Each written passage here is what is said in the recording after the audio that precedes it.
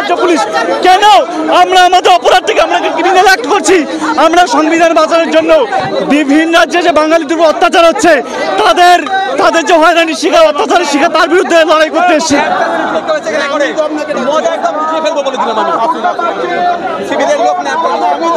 মুখ্যমন্ত্রী আন্দোলন করবে, অন্যান্য দল আন্দোলন করবে, সিপিএম আন্দোলন করবে, কংগ্রেস আন্দোলন করবে, আমাদেরকে আন্দোলন করতে দেওয়া হবে না। এটা কি মগের মুলুক পেয়ে গেছে নাকি?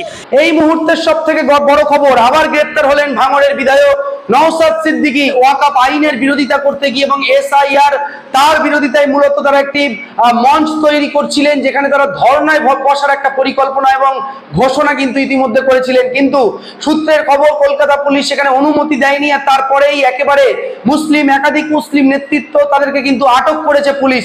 মাওলানা কামরুজ্জামান তিনি আটক হয়েছেন, হাকিকুল ইসলাম তিনি আটক হয়েছেন, ইমতিয়াজ আহমেদ মোল্লা সহ একাধিক মুসলিম নেতৃত্ব তাদেরকে কিন্তু আটক করেছে কলকাতা পুলিশ। অসুস্থ হয়েছে নওশাদ সিদ্দিকী, তাকে নিয়ে মেডিকেল কলেজে নিয়ে যাওয়া হয়েছে। তিনি দেখতে পাচ্ছেন একেবারে হাঁটতে কষ্ট হচ্ছে, তার সেই ভিডিও ফুটেজ আপনাদেরকে দেখাচ্ছি। এ বিষয় নিয়ে একাধিক মুসলিম নেতা, নেতৃত্ব, সমাজকর্মী তারা কি বলছেন চলুন সরাসরি শুনে নেব। চারিদিক থেকে এই মুহূর্তে আমরা যে খবর পাচ্ছি, নওশাদ সিদ্দিকী সহ যে মুসলিম নেতৃত্ব যারা আটক হয়েছেন, যারা গ্রেপ্তার হয়েছেন, তাদেরকে একেবারে তাদের মুক্তির দাবিতে পুরো সোশ্যাল মিডিয়া জুড়ে ঝড় বইছে। এ বিষয় নিয়ে আপনাদের মন্তব্য অবশ্যই কমেন্ট বক্সে জানান। সম্পূর্ণ ভিডিও দেখুন আর ভিডিওটি শেয়ার করে ছড়িয়ে দিন। চারটে ইস্যু নিয়ে আমাদের ধর্ণা। প্রথমত হচ্ছে ওয়াকফ আইন, সংশোধনী আইন প্রত্যাহারের জন্য। দ্বিতীয়ত হচ্ছে এসআইআর এর নামে যেভাবে নাগরিকদেরকে আতঙ্কিত হয়রানি করছে, এটা বন্ধের জন্য। যাকে তাকে ডি ভোটার, ডাউটফুল ভোটার বানিয়ে দিচ্ছে, বিহারে দেখছি জ্যান্ত মানুষকে মৃত বানিয়ে দিচ্ছে, এটা বন্ধের প্রতিবাদে। ওবিসি সার্টিফিকেট নিয়ে পিছড়ে বর্গের হিন্দু আর পিছড়ে বর্গের মুসলমানদের আজকে টেনশনের মধ্যে, আতঙ্কের মধ্যে আছে, আতঙ্ক মুক্ত করতে হবে। ফেক এসটিএসসি সার্টিফিকেট বাতিল করতে হবে। পরিযায়ী শ্রমিকদের উপরে যে অত্যাচার হচ্ছে, অত্যাচার বন্ধের জন্য আজকে ব্যাপারটা হচ্ছে আমার মাদ্রাসা মসজিদ, আমার ভাই পরিযায়ী শ্রমিক তাকে খুন হয়ে আসতে হচ্ছে, আমাকে এসআইআর করে নাকি দেশ থেকে তাড়িয়ে দেবে, এইভাবে আতঙ্কিত করা হচ্ছে। আমি প্রকৃত এসটিএসসি, আমার পরিবর্তে নন এসটিএসসিরা সার্টিফিকেট পেয়ে যাচ্ছে। আমার যে দুর্দশা, আমি একটু কাঁদবো ধর্নায় বসে, সেই কাঁদার মতো জায়গাটাও আজকে পুলিশ প্রশাসন দিচ্ছে না।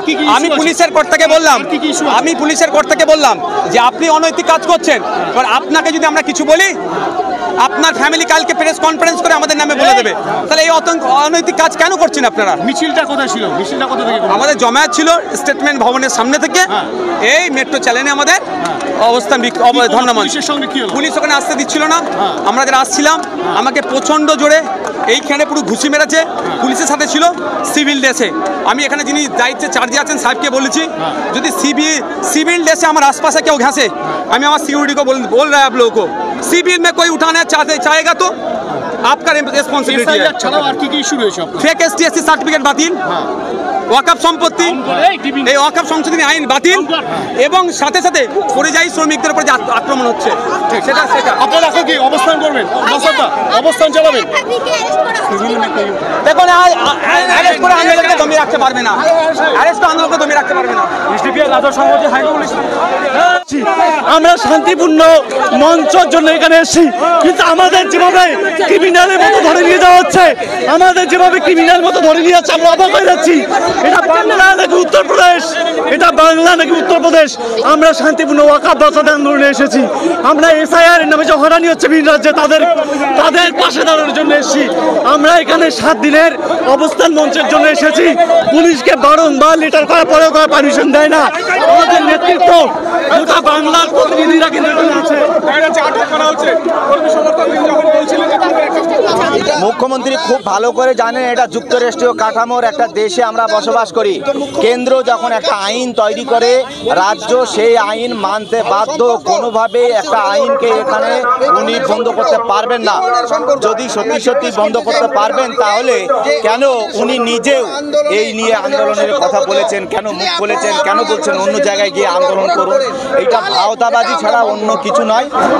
পুলিশ একটা সংবিধান প্রক্রিয়া মেনটেন করে, আমরা সংবিধান প্রোটেকশন ফোরাম ও সংবিধান সুরক্ষা মঞ্চের পক্ষ থেকে বিভিন্ন সংগঠনের মাধ্যমে আমরা আহ্বান জানিয়েছিলাম যে অনির্দিষ্টকালীন ধর্না, এটা সংবিধান প্রদত্ত অধিকার, এটা কি করে ইনলিগাল হতে পারে? এটা আমাকে আইনটা বোঝা করি, আমি সুপ্রিম কোর্টে ওকালতি করি, আমাকে পুলিশ বোঝা। মমতা ব্যানার্জি শুধু স্বৈরাচারী স্বৈরাচারী কাজ করছে। আজকে দেখুন কিভাবে নেতৃত্বদেরকে ঠেলে দেওয়া হচ্ছে, কিভাবে আমাদের কিছু নেতৃত্বদেরকে অ্যারেস্ট করা হয়েছে। এর বিরুদ্ধে এই সংগ্রাম আমাদের চলবে। মমতা ব্যানার্জি বিজেপির সঙ্গে মিলে আছে, এটা জলজ্যান্ত প্রমাণ। মুখ্যমন্ত্রী বলছেন যে ওয়াকফ বিরোধী আইন যদি করতেই হয় মিছিল করতে দিল্লিতে গিয়ে। মমতা ব্যানার্জি দিল্লিতে যাক।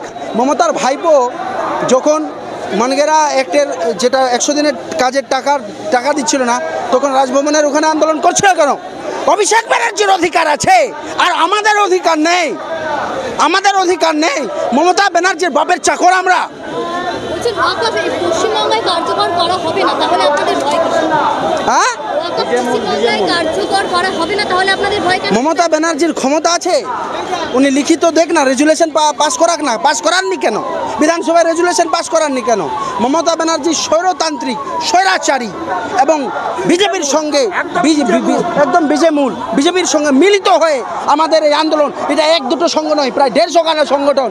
এখানে পারমিশনের দরকার নেই, আমরা পারমিশন চাইনি, তো আমরা ইন্টিমেশন দিয়েছিলাম, আমরা বলেছিলাম যে আমরা থাকছি, ইন্টিমেশন দিয়েছিলাম, পারমিশন চাইনি। এটা আইডিয়াটা মুখ্যমন্ত্রী দিল্লি যাবে, আমরা কোথাও যাব না, আমরা বাংলার মানুষ, বাংলাতেই আন্দোলন করব।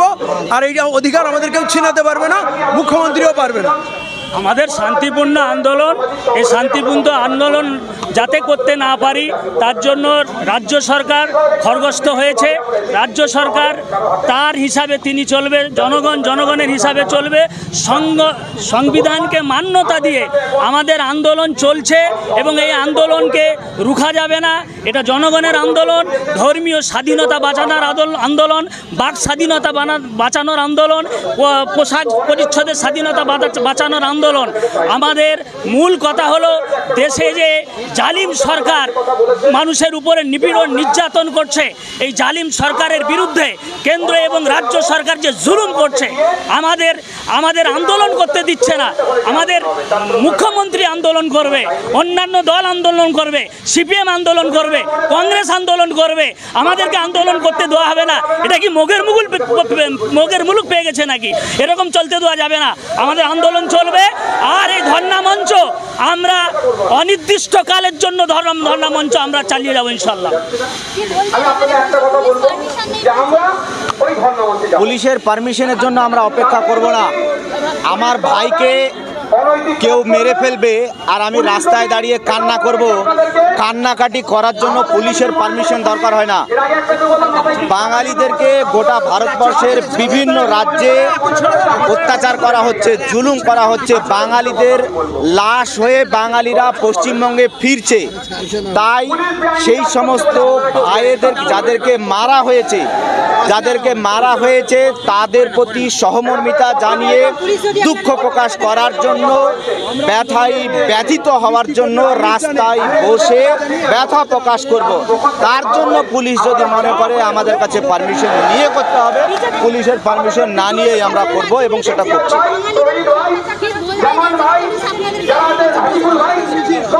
পুলিশ যে পারমিশন আমাদেরকে দিচ্ছে না, আমরা পারমিশন চাইনি, আমরা ইন্টিমেশন দিয়ে আমরা ধর্ণা মঞ্চে দিতে চাইছি, কিন্তু পুলিশ এখন আটকাচ্ছে, কিছু সময় চেয়েছে।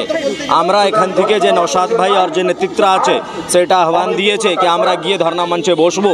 অবশ্যই আমরা গিয়ে ধর্ণা বসবো, এটা আমাদের সাংবিধানিক অধিকার আছে। গোটা বাংলার যে বাঙালি শ্রমিকরা আছে, যে বিভিন্ন রাজ্যে থাকছে, তার উপরে যে অত্যাচার হচ্ছে, তাদের জন্য কি আমরা সব চুপ করে বসে থাকবো? এটা চুপ করে বসে থাকার একটা মুজরিম আমরা ঘোষিত হব। তার জন্যে আমরা নিজের বাঙালি শ্রমিক ভাইয়েরদের জন্য যে বিভিন্ন রকম চক্রান্ত ওয়াকফ নিয়ে বা এসআর নিয়ে যে চক্রান্ত হচ্ছে তার বিরুদ্ধে এই আমাদের আন্দোলন, এই আন্দোলনটা আমরা জারি থাকবে, এই আন্দোলনকে কেউ আটকাতে পারবে না। এসআইআর নিয়ে বলছে যে এসআইআর লাগু করা হবে 26-এ বিজেপি সরকার ক্ষমতায় আসলে পশ্চিমবাংলা থেকে সমস্ত রোহিঙ্গা মুসলমানদের তুলে যাবে পরে বাংলায় হচ্ছে। সংবিধানের কোন পাতায় লেখা আছে সাধারণ নাগরিক আন্দোলন করতে পারবে না? সে এসআইআর প্রক্রিয়া একটা জঘন্য প্রক্রিয়া, যার দ্বারা এনআরসি চালু হতে চলেছে। সেই এনআরসিকে বন্ধ করার জন্য যদি রাজ্য সরকার যদি কেন্দ্রতে ধর্ণা দিতে পারে, তাহলে রাজ্যের সাধারণ নাগরিক কেন কলকাতার বুকেতে ধর্ণা দিতে পারবে না? আমি পুলিশ মন্ত্রীর কাছে জবাব চাচ্ছি, আমি রাজ্য প্রশাসনের কাছে জবাব চাচ্ছি। আমরা তো স্বতঃস্ফূর্তভাবে শান্তিভাবে মিছিল করতে চেয়েছিলাম, আমাদের ভাইদেরকে টেনে হিঁচড়ে মারা হয়েছে। আমরা কোনো এখানে রাজনীতি করতে আসিনি। আজকে আমাদের পূর্বপুরুষদের দেওয়া সম্পত্তি, আমাদের অস্তিত্ব কেড়ে নেওয়ার চক্রান্ত চালাচ্ছে, তার বিরুদ্ধে আন্দোলন করার জন্য অল ইন্ডিয়া তৌহিদি জনতা আমরা পক্ষ থেকে আমরা এসেছি। অল ইন্ডিয়া তৌহিদি জনতা মাঠে ময়দানে কাজ করছে ওয়াকাফ সংশোধন বিলের বিরুদ্ধে। অল ইন্ডিয়া তৌহিদি জনতা সারা কলকাতা জুড়ে, সারা দেশ জুড়ে, সারা রাজ্য জুড়ে কাজ করছে, আগামীতে করবে, যতদিন না পর্যন্ত এই এসআইয়ের প্রক্রিয়া বাতিল না হচ্ছে আর এই ওয়াকাফ সংশোধনীয় বিল বাতিল না হচ্ছে। অল ইন্ডিয়া তৌহিদি জনতা এই ময়দানে আছে, রাজপথে রয়েছে, রাজপথে থাকবে, এলাকায় এলাকায় যাবে। টোটাল পৃথিবীতে রোহিঙ্গা মুসলমান কত আছে এটা শুভেন্দুকে জিজ্ঞাসা করা হোক। টোটাল পৃথিবীতে রোহিঙ্গা মুসলমান আছে 16 লক্ষ। তাহলে যদি শুধু ভারতবর্ষে 1,26,00,000 থাকে, তাহলে বাকি জেলা কোথায় থেকে আসলো? অঙ্ক বুঝে না, পড়াশোনা করেছে কতটা গিয়ে খোঁজ নেওয়া দরকার। জালভাবে পাশ করেছে না কিভাবে পাশ করেছে সেটা খোঁজ নেওয়া দরকার। কোনো তথ্য জানা নেই। এখানকার মুসলমানরা হচ্ছে এখানকার আদিবাসী, ফলে যদি বলে থাকে এরকম তথ্য 100% ভুল তথ্য। আমরা কোনো একটা সম্প্রদায়, কোনো একটা কমিউনিটির জন্য নয়। যেমন এখানকার দলিত, আদিবাসী, মুসলিম যারাই অসুবিধা ফিল করছে তাদের অসুবিধাকে দূর করার জন্য হচ্ছে আজকের আমাদের আশা। এসআইআর বাতিল করলে শুধুমাত্র মুসলমানরা উপকৃত হবে এরকম কথা কেউ বলেনি। বললে শুধুমাত্র শুভেন্দু বলবে, আর কারোর মুখ দিয়ে এত ফালতু কথা বের হবে না। এমন কথা বের হলে শুধুমাত্র শুভেন্দুর মুখ দিয়ে বের হবে।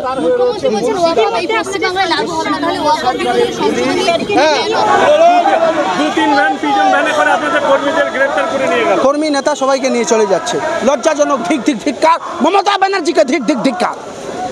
আমরা জানি বুদ্ধদেব ভট্টাচার্য যেমন বলেছিল, বাংলায় কি বলে মসজিদ এবং মাদ্রাসায় সন্ত্রাস তৈরি হয়। 34 বছরের শাসনের কবর খুঁড়েছিলেন মুখ্যমন্ত্রী বুদ্ধদেব ভট্টাচার্য। এই কথা বলার মধ্যে দিয়ে সে অনুরূপ আজকের মুখ্যমন্ত্রী মমতা ব্যানার্জি এই কথা বলে তার শাসনের কবর খুঁড়তে চেয়েছেন, অন্য কোনো বিষয় নয়।